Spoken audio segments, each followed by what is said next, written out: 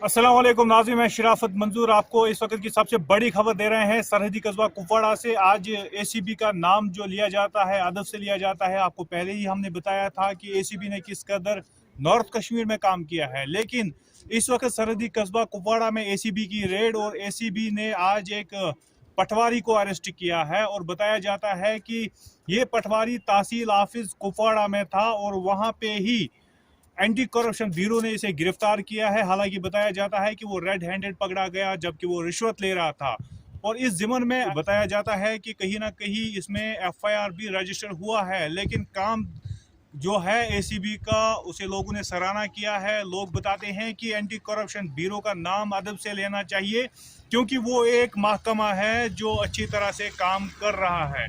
हालांकि एसीबी ने ये रेड जो है बिल्कुल हम कहें कि हाफ एन आवर पहले डाली थी तहसील ऑफिस कुपवाड़ा में और वहां से ही इस पटवारी को गिरफ्तार किया गया है। हालांकि खबर पर पूरी नजर रहेगी। आप बने रहिए तामिल इरशाद मल्टीमीडिया के साथ।